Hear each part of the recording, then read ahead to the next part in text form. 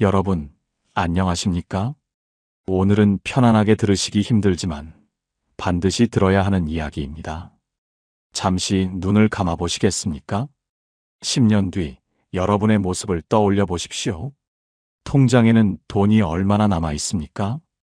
오늘 하루 누구와 말을 나눌 수 있습니까?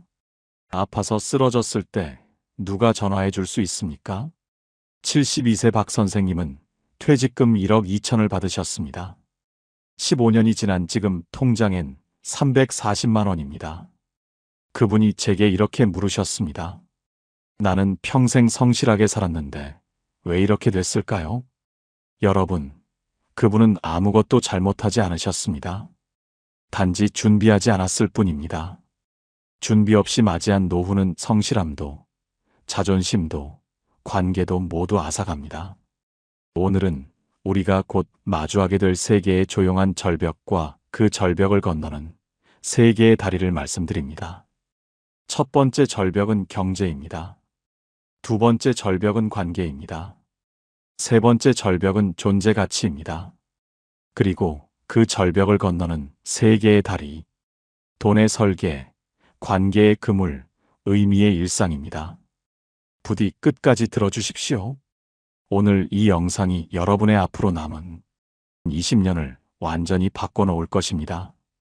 이 이야기가 도움이 되신다면 구독과 좋아요로 응원해 주시고 주변의 소중한 분들께도 꼭 공유해 주십시오. 첫 번째 절벽, 바닥이 보이는 통장. 첫 번째 절벽으로 갑니다. 바닥이 보이는 통장입니다. 여러분, 제가 요즘 복지관과 경로당을 돌아다니며 어르신들께 여쭤봅니다. 지금 통장에 돈이 얼마나 있으십니까? 한 달에 쓰는 돈은 얼마입니까? 앞으로 몇 년을 더 버틸 수 있다고 생각하십니까? 대부분 대답을 못 하십니다. 아니, 정확히는 대답하기 싫어하십니다. 왜냐하면 계산해 보면 너무 무섭기 때문입니다. 여기서 잠시 멈춰 보겠습니다. 2025년 현재 65세 이상 어르신 10명 중 4명이 가난 속에서 늙어가고 있습니다. OECD 국가 중 1위입니다. 이 숫자는 누군가의 하루입니다. 그리고 여러분, 이건 남의 이야기가 아닙니다. 지금 이 순간에도 여러분의 통장 잔액은 줄어들고 있고, 물가는 오르고 있고, 병원비는 늘어나고 있습니다. 구체적으로 계산해 보겠습니다. 70세 부부 기준으로 한 달 최소 생활비, 식비 50만 원, 월세나 관리비 40만 원, 통신비 교통비 15만 원, 병원비 약값 30만 원, 경조사비 10만 원, 최소한의 문화생활비 10만 원, 합치면 155만 원입니다. 그런데 국민연금은 한 달에 60만 원 남짓입니다. 부부 합쳐봐야 130만 원 안팎입니다. 매달 25만 원이 부족합니다. 1년이면 300만 원, 10년이면 3천만 원, 20년이면 6천만 원이 모자랍니다. 여러분, 여기서 또 멈춰 보겠습니다.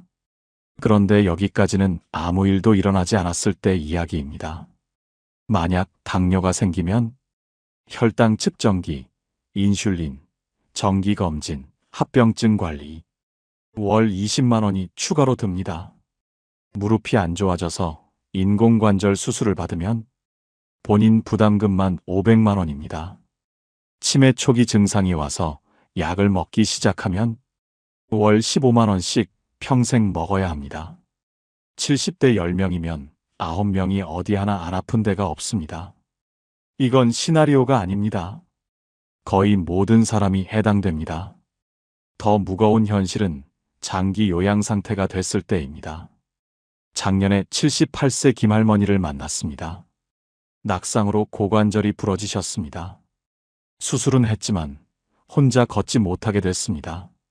할머니는 창밖만 바라보고 계셨습니다.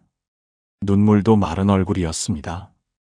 요양 등급 3등급을 받으셨습니다. 집에서 요양보호사가 하루 3시간씩 오십니다. 본인 부담금이 월 45만 원입니다.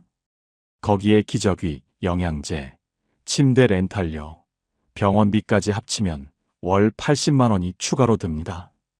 연금 60만 원으로 어떻게 감당하십니까?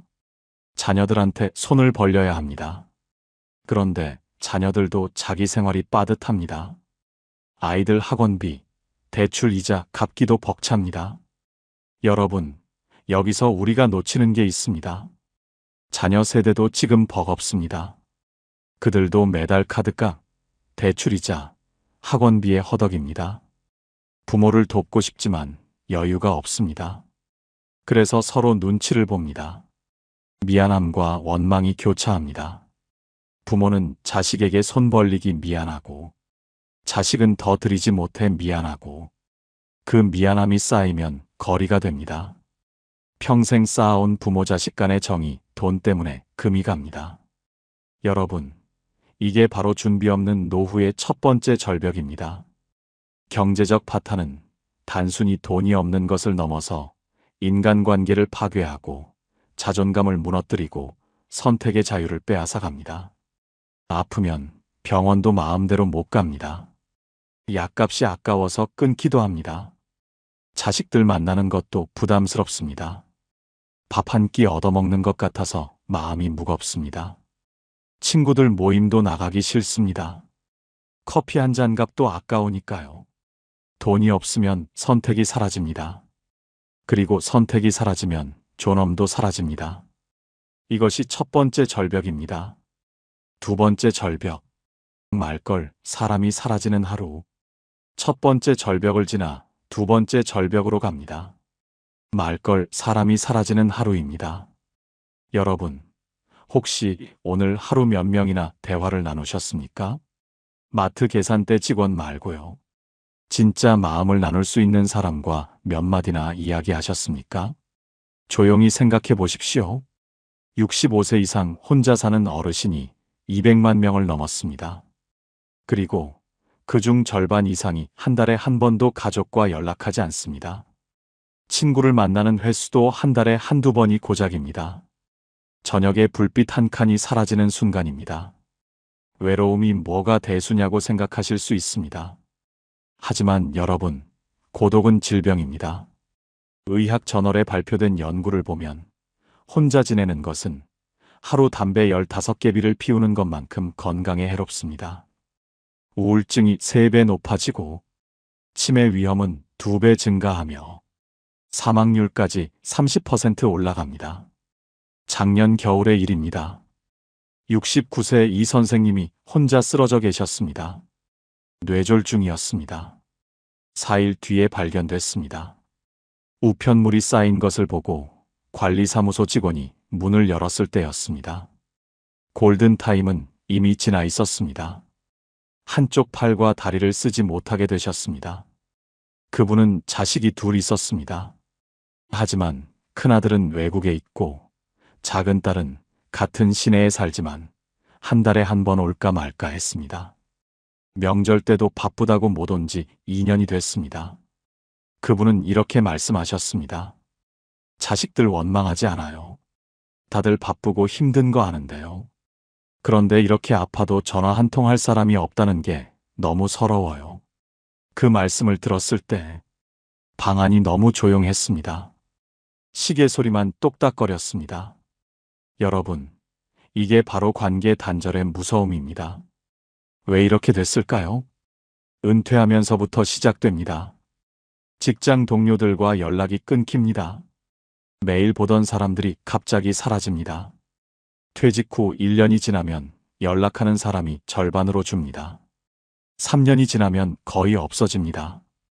회사 밖에서의 나를 아는 사람이 없기 때문입니다. 자녀들은 어떻습니까? 결혼하고 아이 낳고 바쁘게 삽니다. 출근하고 퇴근하고 아이 학원 보내고 집안일하고 주말에도 쉬고 싶어 합니다. 그들도 지칩니다. 부모님 댁에 가는 건 의무처럼 느껴지기도 합니다. 전화는 가끔 하지만 5분을 못 넘깁니다. 안부만 묻고 끊습니다. 깊은 이야기는 나누지 않습니다. 부모는 자녀가 바쁜 걸 압니다. 그래서 먼저 전화하기가 조심스럽습니다. 혹시 방해하는 건 아닐까? 혹시 부담 주는 건 아닐까? 그렇게 서로 조심하다 보면 점점 멀어집니다. 배우자는 어떻습니까? 함께 늙어가면 다행입니다. 하지만 한 사람이 먼저 가면 어떻게 됩니까? 50년을 함께 산 사람이 사라지면 세상이 텅 비어버립니다. 아침에 일어나도 말 걸 사람이 없고, 밥 먹어도 혼자고, 텔레비전 보다가 웃을 일이 있어도 나눌 사람이 없습니다. 71세 최할아버지를 만났습니다.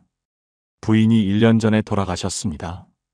그분은 매일 부인 사진에 말을 겁니다. 오늘 날씨 좋네. 산책 갔다 올까? 저녁은 뭐 먹을까? 김치찌개 끓일까? 대답은 없지만 혼잣말이라도 해야 견딜 수 있다고 하셨습니다. 친구들은 또 어떻습니까? 하나둘 세상을 떠나거나 몸이 아파서 못 만납니다. 70대가 넘어가면 장례식장 가는 횟수가 식당 가는 횟수보다 많아집니다. 친구 명단에 하나씩 줄이 그어집니다. 결국 혼자 남습니다. 여러분, 사람은 관계 속에서 존재합니다. 누군가 내 이름을 불러줘야 내가 존재하는 겁니다. 누군가 내 안부를 물어줘야 내가 살아있는 겁니다. 누군가 내 이야기를 들어줘야 내가 의미 있는 겁니다. 그런데 그 누군가가 없어지면 어떻게 됩니까? 나는 점점 투명 인간이 됩니다. 길을 걸어도 아무도 나를 보지 않습니다. 말을 해도 아무도 듣지 않습니다. 웃어도 울어도 아파도 아무도 모릅니다. 이것이 두 번째 절벽입니다. 관계의 단절은 단순히 외롭다는 감정을 넘어서 존재 자체를 지워버립니다. 여러분, 여기까지 경제와 관계, 두 개의 절벽을 보셨습니다. 힘드셨을 겁니다. 하지만 조금만 더 함께 가시겠습니까? 마지막 절벽 하나만 더 넘으면 우리가 할 수 있는 일들이 보입니다.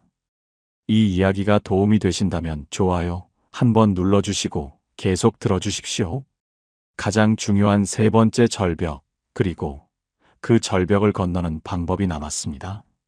세 번째 절벽, 아침에 일어날 이유가 사라지는 날. 두 번째 절벽을 지나 마지막 세 번째 절벽으로 갑니다. 아침에 일어날 이유가 사라지는 날입니다. 여러분, 오늘 아침에 일어나셨을 때 무슨 생각이 드셨습니까? 오늘 하루 뭘 해야겠다는 생각이 드셨습니까? 아니면 그냥 또 하루가 왔구나 하셨습니까? 퇴직하고 가장 힘든 게 뭔지 아십니까? 돈이 없는 것도 힘들고 외로운 것도 힘들지만 가장 힘든 건 쓸모없어졌다는 느낌입니다. 어제까지는 회사에서 필요한 사람이었습니다. 내가 안 나가면 일이 안 돌아갔습니다. 후배들이 물어봤고 상사가 인정했고 내 자리가 있었습니다. 그런데 오늘부터는 아무도 나를 찾지 않습니다. 휴대전화는 조용합니다. 이메일도 안 옵니다. 아침에 어디 갈 곳도 없습니다. 처음 한두 달은 좋습니다. 드디어 쉬는구나. 그동안 못한 여행도 가고, 취미도 즐기고, 늦잠도 자고. 그런데 6개월이 지나면 어떻습니까? 허전함이 밀려옵니다. 1년이 지나면 우울해집니다. 2년이 지나면 무기력해집니다. 74세 정 선생님을 만났습니다. 대기업에서 임원까지 하신 분입니다. 수백 명을 거느리고 큰 프로젝트를 성공시키신 분입니다. 그런데 퇴직 후 5년이 지난 지금은 어떻습니까? 아침 7시에 일어나 산책 나갔다가 경로당에 들러 장기 두다가 점심 먹고 낮잠 자다가 저녁 먹고 텔레비전 보다가 잡니다. 매일 똑같습니다. 선생님은 달력을 봅니다. 월요일인지 금요일인지 구별이 안 됩니다. 다 똑같은 하루니까요. 그분이 제게 이렇게 말씀하셨습니다. 나는 평생 누군가에게 필요한 사람으로 살았어요. 아버지로서, 남편으로서, 직장인으로서. 그런데 지금은 아무도 나를 필요로 하지 않아요. 자식들은 자기 인생 사느라 바쁘고, 아내는 아내대로 친구들 만나러 다니고, 나만 혼자 집에 있어요. 가끔 생각해요. 내가 오늘 사라져도 누가 알까? 일주일 뒤에나 알까? 한 달 뒤에나 알까? 그 말씀을 들었을 때 제 가슴이 너무 아팠습니다. 존재 가치의 상실. 이게 얼마나 무서운지 아십니까? 퇴직 후 시간은 이렇게 흘러갑니다. 첫 3개월. 해방감입니다. 드디어 내 시간이다. 하고 싶었던 거 다 한다. 여행도 가고 친구도 만나고. 그 다음 6개월. 조금씩 지루해집니다. 매일 똑같은 일상이 반복됩니다. 텔레비전 보는 시간이 길어집니다. 1년이 지나면 무료함이 우울로 바뀝니다. 아침에 일어나기 싫어집니다. 씻기도 귀찮고 밥도 대충 먹습니다. 2년이 지나면 무기력이 찾아옵니다. 아무것도 하고 싶지 않습니다. 그냥 하루하루 시간만 때웁니다. 이게 바로 존재 가치 상실의 과정입니다. 70대 이상 어르신 10명 중 1명이 스스로 목숨을 끊습니다. OECD 평균의 3배가 넘습니다. 왜 자살을 선택합니까? 아프고 가난해서? 물론 그것도 이유입니다. 하지만 가장 큰 이유는 내가 짐이 됐다는 생각, 내가 없는 게 나은 것 같다는 생각 때문입니다. 67세장 할아버지를 만났습니다. 퇴직 후 3년째였습니다. 매일 소파에 앉아 시간만 보냈습니다. 어느 날 딸이 찾아왔습니다. 아빠, 요즘 뭐 하세요? 뭐 하긴 그냥 있지. 취미 생활 같은 거 안 하세요? 귀찮아서. 딸이 복지관 프로그램 안내문을 주고 갔습니다. 할아버지는 쳐다보지도 않았습니다. 한 달 뒤, 딸이 다시 왔습니다. 아빠, 제발 뭐라도 좀 해보세요. 이러다 정말 우울증 오실 것 같아요. 그 말에 할아버지는 화를 냈습니다. 내가 뭘 어떻게 해? 필요한 것도 없는데. 딸이 울먹였습니다. 저한텐 필요하세요. 건강하게 오래 사셔야 해요. 그 말에 할아버지도 울컥했습니다. 그날 밤, 할아버지는 복지관 안내문을 펼쳤습니다. 노래 교실, 서예 교실, 탁구 교실, 봉사활동. 여러 가지가 있었습니다. 다음 주 월요일, 할아버지는 탁구 교실에 갔습니다. 처음엔 어색했습니다. 라켓 잡는 것도 서툴렀습니다. 하지만 한 달쯤 지나니까 조금씩 칠 수 있게 됐습니다. 2달쯤 지나니까 같이 치는 사람들과 친해졌습니다. 석 달쯤 지나니까 수업 끝나고 커피 마시게 됐습니다. 지금은 일주일에 2번, 화요일과 목요일. 할아버지는 그 이틀을 기다립니다. 아침에 일어나면 생각합니다. 오늘은 탁구 치는 날이다. 준비해야지. 이게 바로 존재의 이유입니다. 여러분, 사람은 빵만으로 살 수 없습니다. 의미가 있어야 삽니다. 아침에 일어날 이유가 있어야 삽니다. 누군가에게 도움이 되는 존재라는 느낌이 있어야 삽니다. 그런데 그게 사라지면 어떻게 됩니까? 하루하루가 그냥 시간 때우기가 됩니다. 살아있지만 살아있는 것 같지 않습니다. 숨은 쉬지만 숨 쉬는 의미를 모릅니다. 하지만 여러분, 여기서 한 가지 알아야 할 것이 있습니다. 마음의 불씨는 생각보다 쉽게 다시 살아납니다. 작은 역할 하나가 사람을 다시 일으킵니다. 누군가 나를 필요로 한다는 느낌. 그게 생기는 순간, 사람은 다시 일어섭니다. 장할아버지처럼요. 이것이 3번째 절벽입니다. 하지만 이 절벽에는 다리가 있습니다. 여러분, 3개의 절벽을 모두 보셨습니다. 경제의 절벽, 관계의 절벽, 존재 가치의 절벽. 무겁고 힘드셨을 겁니다. 하지만 이제부터는 그 절벽을 건너는 3개의 다리를 놓겠습니다. 첫 번째 다리는 돈의 설계입니다. 2번째 다리는 관계의 그물입니다. 3번째 다리는 의미의 일상입니다. 이 3개의 다리만 놓으면 절벽은 더 이상 무섭지 않습니다. 지금부터 함께 다리를 놓으시겠습니까? 첫 번째 다리, 이 돈의 흐름을 설계하라. 첫 번째 다리를 놓겠습니다. 돈의 흐름을 설계하는 다리입니다. 여러분, 노후 준비에서 가장 중요한 건 얼마를 모으느냐가 아니라 어떻게 쓰느냐입니다. 10억을 가지고도 5년 만에 바닥나는 사람이 있고 3억으로 20년을 버티는 사람이 있습니다. 차이가 뭡니까? 돈의 흐름을 설계했느냐 안 했느냐의 차이입니다. 지금 당장 종이와 펜을 준비하십시오. 그리고 계산해 보십시오. 첫 번째, 내가 앞으로 몇 년을 더 살 것 같습니까? 평균 수명이 84세입니다. 여자는 87세, 남자는 81세입니다. 보수적으로 90세까지 산다고 계산하십시오. 지금 나이가 65세라면 25년입니다. 70세라면 20년입니다. 두 번째, 한 달에 최소 얼마가 필요합니까?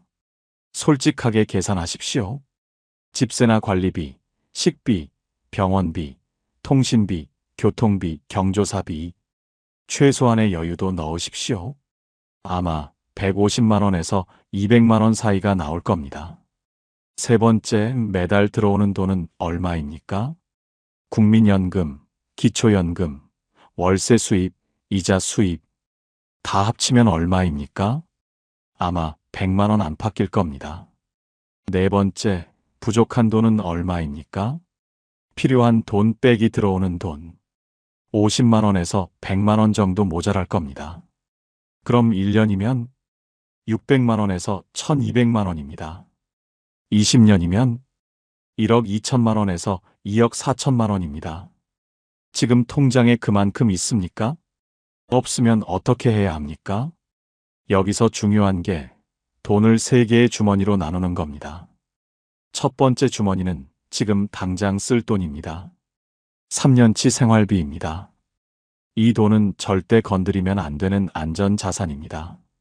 예금, 적금, CMA처럼 언제든 꺼낼 수 있고 원금이 보장되는 곳에 두십시오. 한 달에 50만 원이 부족하다면 50만 원 곱하기 12개월 곱하기 3년은 1,800만 원입니다.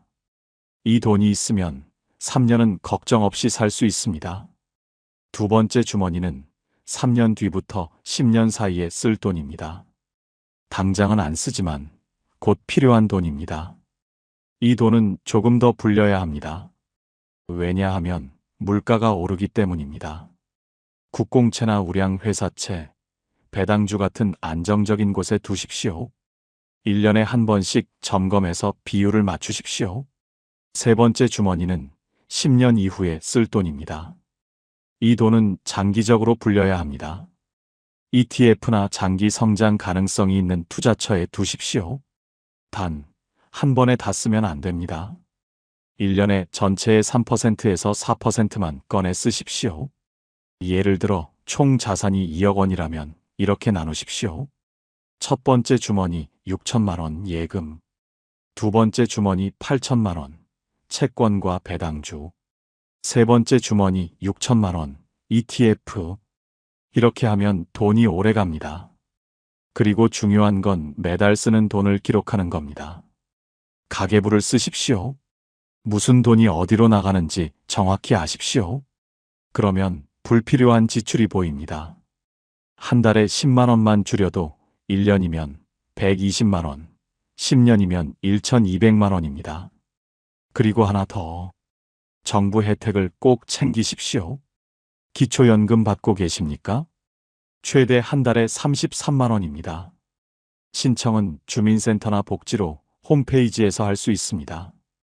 준비물은 신분증, 통장 사본, 소득재산 신고서입니다. 보통 2주에서 한 달 안에 결과가 나옵니다. 주의할 점이 있습니다. 배우자와 소득을 합산해서 계산하기 때문에 혼자 신청하면 안 됩니다. 부부가 함께 가서 신청하셔야 합니다. 노인 일자리 사업도 있습니다. 한 달에 30시간 일하면 72만 원을 줍니다. 건강하시다면 신청하십시오. 신청은 가까운 노인복지관이나 시니어 클럽에서 하실 수 있습니다. 접수 기간이 보통 1월에서 2월 사이니까 미리 확인하십시오. 일자리 종류도 다양합니다. 학교 급식 도우미, 공원 정비, 주정차 단속, 복지관 사무 보조 등 경쟁이 있으니 서류를 꼼꼼히 준비하시고 일찍 신청하십시오. 여러분, 돈의 흐름을 설계하는 건 복잡한 재테크가 아닙니다. 얼마가 들어오고, 얼마가 나가고, 얼마가 남는지 정확히 아는 겁니다. 그리고 남은 돈을 시기별로 나눠서 오래 쓰는 겁니다. 이것만 해도 경제의 절벽은 건널 수 있습니다. 첫 번째 다리를 놓았습니다. 두 번째 다리, 이 관계의 그물망을 만들어라. 두 번째 다리를 놓겠습니다. 관계의 그물망을 만드는 다리입니다. 여러분, 돈보다 더 중요한 게 사람입니다. 통장에 10억이 있어도 말걸 사람이 없으면 불행합니다. 통장에 1억밖에 없어도 매일 만나는 친구가 있으면 행복합니다. 그런데 관계는 저절로 만들어지지 않습니다. 특히 나이가 들수록 새로운 관계를 만들기 어렵습니다. 그래서 지금부터 의도적으로 관계의 그물망을 만들어야 합니다. 첫 번째, 가족 관계를 재정비하십시오. 자녀들과 얼마나 자주 연락하십니까? 일주일에 한 번? 한 달에 한 번? 혹시 자녀들이 전화 안 하면 서운해서 먼저 안 거십니까? 그러지 마십시오. 자존심 버리고 먼저 전화하십시오. 용건이 없어도 괜찮습니다. 그냥 목소리 듣고 싶어서 전화했다고 하십시오. 68세 송 할머니가 계십니다. 딸에게 일주일에 한 번 전화하십니다. 길게 이야기하지 않습니다. 얘야, 엄마야. 잘 지내지? 밥은 먹었어? 그래, 바쁜데 끊을게. 딱 2분입니다. 하지만 그 2분이 딸에게는 안도가 되고 할머니에게는 연결이 됩니다. 그리고 부담 주지 마십시오. 자주 오라고 하지 마십시오. 대신 영상통화를 배우십시오. 손주 얼굴 보면서 이야기할 수 있습니다. 직접 만나는 것만큼 좋진 않지만 혼자 있는 것보단 100배 낫습니다. 영상통화는 주민센터나 복지관에서 무료로 가르쳐 줍니다. 한두 번만 배우면 할 수 있습니다. 카카오톡 영상통화가 가장 쉽습니다. 형제자매와는 어떻습니까? 나이 들수록 형제가 소중합니다. 어렸을 때 함께 자란 사람, 부모님을 함께 기억하는 사람은 형제밖에 없습니다. 명절에만 보지 말고 가끔 만나십시오. 밥 한 끼 먹으면서 옛날 이야기 하십시오. 72세 박 선생님은 동생과 한 달에 한 번 만납니다. 장소는 언제나 시장 국밥집입니다. 국밥 한 그릇 먹으면서 1시간 이야기합니다. 어린 시절, 부모님, 자식 자랑. 그게 전부입니다. 하지만 그 1시간이 한 달을 견디게 합니다. 두 번째, 친구 관계를 넓히십시오. 기존 친구들만 만나지 마십시오. 새로운 친구를 만드십시오. 어디서 만나냐고요? 복지관, 경로당, 평생학습관, 문화센터에 가십시오. 거기 가면 비슷한 나이의 사람들이 많습니다. 처음엔 어색합니다. 그게 당연합니다. 하지만 몇 번 가면 얼굴이 익습니다. 인사하십시오. 말 붙이십시오. 여기 자주 오세요? 어떤 프로그램 들으세요? 이렇게 시작하면 됩니다. 취미 활동을 하십시오. 노래 교실, 서예 교실, 운동 교실, 무엇이든 좋습니다. 같은 것을 배우는 사람들끼리는 금방 친해집니다. 69세 최할아버지는 탁구를 배우기 시작했습니다. 복지관 탁구 교실입니다. 일주일에 2번 갑니다. 처음엔 혼자 조용히 쳤습니다. 한 달쯤 지나니까 같이 치는 사람들과 인사하게 됐습니다. 2달쯤 지나니까 수업 끝나고 커피 마시게 됐습니다. 지금은 5명이 한 팀입니다. 탁구 치고 밥 먹고 수다 떱니다. 할아버지는 말합니다. 탁구를 배운 게 아니라 친구를 얻었어요. 등산이나 걷기 모임에 참여하십시오. 걸으면서 이야기하면 대화가 편합니다. 힘들면 쉬었다 가면 되고 말없이 걸어도 어색하지 않습니다. 자연스럽게 친해집니다.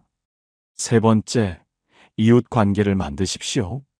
같은 아파트, 같은 동네에 사는 사람들과 인사하십시오. 엘리베이터에서 만나면 웃으면서 인사하십시오. 슈퍼마켓에서 만나면 한마디 하십시오. 벤치에 앉아 계시면 옆 사람에게 말 붙이십시오. 오늘 날씨 참 좋네요. 여기 자주 나오세요? 저기 꽃이 참 예쁘죠? 이렇게 시작하면 됩니다. 혹시 혼자 사십니까? 그럼 더욱 중요합니다. 매일 같은 시간에 산책 나가십시오. 그러면 같은 사람을 자주 마주칩니다. 몇 번 보면 얼굴이 익습니다. 고개 숙여 인사하십시오. 그 다음엔 날씨 이야기하십시오. 그 다음엔 이름을 물어보십시오. 그렇게 친구가 됩니다. 74세 김할머니는 혼자 삽니다. 매일 아침 7시에 산책 나갑니다.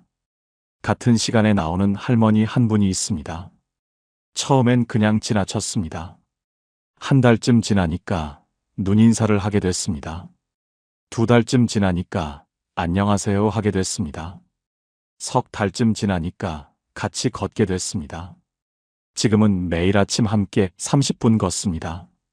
그 30분이 하루를 시작하는 힘이 됩니다. 그리고 이웃 중에 나와 비슷한 상황인 사람을 찾으십시오. 혼자 사는 사람, 배우자를 잃은 사람, 자녀가 멀리 있는 사람. 그런 사람과 친해지면 서로 의지가 됩니다. 매일 아침 전화로 안부 확인하십시오. 밥 먹었는지, 몸은 괜찮은지. 이게 바로 생명줄입니다. 70대 초반 두 할머니가 있습니다. 둘 다 혼자 삽니다. 매일 아침 9시에 전화합니다. 나야? 잘 잤어? 응. 너는? 나도. 오늘 뭐 할 거야? 장 좀 보러 갈까 해. 그래. 조심해. 딱 1분입니다. 하지만 그 1분이 서로를 지킵니다. 어느 날 전화가 안 오면 바로 달려갈 수 있습니다. 4번째, 봉사활동을 하십시오. 나보다 더 어려운 사람을 도우십시오. 독거노인 도시락 배달, 무료 급식소 자원봉사, 어린이집 책 읽어주기, 무엇이든 좋습니다. 남을 돕다 보면 내가 필요한 사람이 됩니다. 누군가 나를 기다립니다. 내가 안 나가면 누군가 불편해합니다. 이게 바로 존재의 이유입니다. 67세 이 선생님은 주 2회 복지관에서 무료 급식 봉사를 합니다. 밥을 담고 국을 담고 설거지를 합니다. 처음엔 시간 때우려고 시작했습니다. 한 달쯤 지나니까 단골 할머니 할아버지들이 생겼습니다. 선생님, 오늘도 오셨네요. 네, 왔어요. 오늘 날씨 좋죠? 그렇게 인사하다 보니 정이 들었습니다. 어느 날 할머니 한 분이 안 오셨습니다. 선생님이 복지사에게 물어봤습니다. 김할머니 오늘 왜 안 오셨어요? 몸이 안 좋으시대요. 선생님은 복지사와 함께 찾아갔습니다. 과일 한 봉지 들고요. 할머니가 울먹이며 말했습니다. 나를 찾아오는 사람이 있을 줄 몰랐어요. 그 순간 선생님도 울컥했습니다. 내가 누군가에게 필요한 사람이구나. 그걸 느꼈습니다. 여러분, 관계는 보험입니다. 건강할 때 만들어 놓아야 아플 때 도움받을 수 있습니다. 혼자 있을 때 만들어 놓아야 외로울 때 의지할 수 있습니다. 지금 당장 전화기를 드십시오. 그리고 오랫동안 연락 안 한 사람에게 전화하십시오. 그게 첫걸음입니다. 2번째 다리를 놓았습니다. 관계의 절벽을 건넜습니다. 3번째 다리, 의미 있는 일상을 만들어라. 마지막 3번째 다리를 놓겠습니다. 의미 있는 일상을 만드는 다리입니다. 여러분, 매일 아침 일어날 이유를 만드는 것입니다. 퇴직 후 가장 위험한 건 무료함입니다. 할 일이 없으면 생각이 많아집니다. 생각이 많아지면 우울해집니다. 우울해지면 아무것도 하기 싫어집니다. 악순환입니다. 그래서 일상의 구조를 만들어야 합니다. 첫 번째, 아침 루틴을 만드십시오. 매일 같은 시간에 일어나십시오. 늦잠 자지 마십시오. 7시면 7시, 8시면 8시, 시간을 정하십시오. 일어나서 물 한 잔 마시고, 가벼운 스트레칭하고, 산책 나가십시오. 30분이면 됩니다. 집 주변 한 바퀴 도십시오. 산책하면서 계절을 느끼십시오. 봄에는 꽃을 보고, 여름에는 나무 그늘을 즐기고, 가을에는 낙엽을 밟고, 겨울에는 찬 공기를 마시십시오. 자연은 매일 다릅니다. 같은 길을 걸어도 매일 다른 것을 발견합니다. 71세강 할아버지는 매일 아침 6시 30분에 일어납니다. 물 한 잔 마시고, 화장실 다녀오고, 간단하게 스트레칭 5분, 그리고 7시에 집을 나섭니다. 30분 걷습니다. 비가 와도 우산 쓰고 갑니다. 눈이 와도 조심조심 갑니다. 그게 할아버지의 하루를 엽니다. 두 번째, 배움을 계속하십시오. 나이가 들어도 배울 수 있습니다. 아니, 배워야 합니다. 뇌는 쓰지 않으면 굳습니다. 새로운 것을 배우면 뇌가 활성화됩니다. 스마트폰 사용법을 배우십시오. 유튜브 보는 법, 사진 찍고 보내는 법, 영상 통화하는 법, 복지 앱 쓰는 법, 주민센터나 노인복지관에서 무료로 가르쳐 줍니다. 일주일에 한 번, 1시간씩. 한 달이면 기본은 배울 수 있습니다. 가장 실수하는 게 뭔지 아십니까? 한 번에 다 배우려고 하는 겁니다. 한 번에 한 가지만 배우십시오. 이번 주는 사진 찍기만, 다음 주는 사진 보내기만. 그렇게 천천히 가면 됩니다. 악기를 배우십시오. 하모니카, 우쿨렐레, 장구, 무엇이든 좋습니다. 악기를 배우면 손가락을 쓰고 리듬을 맞추고 음을 기억합니다. 두뇌 운동의 최고입니다. 73세 정할머니는 1년 전 우쿨렐레를 시작했습니다. 복지관 우쿨렐레 교실입니다. 처음엔 손가락이 아팠습니다. 코드를 외우는 것도 힘들었습니다. 석 달쯤 지나니까 간단한 노래 하나 칠 수 있게 됐습니다. 섬지박이었습니다. 할머니가 그 노래를 치면서 울었습니다. 내가 이런 걸 할 수 있구나. 그걸 깨달았습니다. 글쓰기를 하십시오. 일기를 쓰십시오. 오늘 있었던 일, 느낀 점, 감사한 일 3가지. 매일 한 줄이라도 쓰십시오. 글을 쓰면 생각이 정리됩니다. 마음이 차분해집니다. 70세 윤 선생님은 3년째 일기를 씁니다. 매일 밤 자기 전에 씁니다. 노트 한 페이지. 길 필요 없습니다. 오늘 날씨가 좋았다. 산책하면서 진달래를 봤다. 저녁에 아들이 전화했다. 감사하다. 이 정도입니다. 하지만 그 일기가 쌓이면서 선생님은 자기 삶을 다시 보게 됐습니다. 생각보다 감사한 일이 많았습니다. 생각보다 괜찮은 하루를 살고 있었습니다. 세 번째, 몸을 움직이십시오. 건강을 잃으면 모든 걸 잃습니다. 돈이 있어도 건강이 없으면 쓸 수 없습니다. 관계가 있어도 건강이 없으면 만날 수 없습니다. 의미가 있어도 건강이 없으면 실천할 수 없습니다. 매일 30분씩 걸으십시오. 빠르게 걸으십시오. 숨이 차고 땀이 날 정도로 걸으십시오. 그래야 심장이 튼튼해지고 혈액순환이 됩니다. 근력 운동을 하십시오. 헬스장 갈 필요 없습니다. 집에서 의자에 앉았다 일어서기 15번, 하루 3번만 하십시오. 이것만 해도 다리 근육이 붙습니다. 넘어지는 걸 막을 수 있습니다. 팔 운동도 하십시오. 500ml 물병 2개 준비하십시오. 양손에 하나씩 들고 팔을 앞으로 들어 올렸다 내리기 10번, 옆으로 들어 올렸다 내리기 10번. 하루 2번만 하십시오. 한 달만 하면 팔에 힘이 생깁니다. 균형 감각을 키우십시오. 양치할 때 한 발로 서십시오. 처음엔 10초, 익숙해지면 30초. 이게 낙상을 막습니다. 넘어지지 않는 게 가장 중요합니다.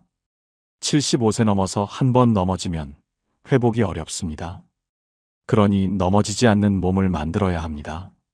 네 번째, 감사일기를 쓰십시오. 매일 저녁 잠자리에 들기 전 오늘 감사한 일 3가지를 적으십시오. 아주 작은 것도 괜찮습니다. 날씨가 좋았다. 밥이 맛있었다. 이웃이 인사해줬다. 이런 것들입니다. 감사하는 습관은 마음을 바꿉니다.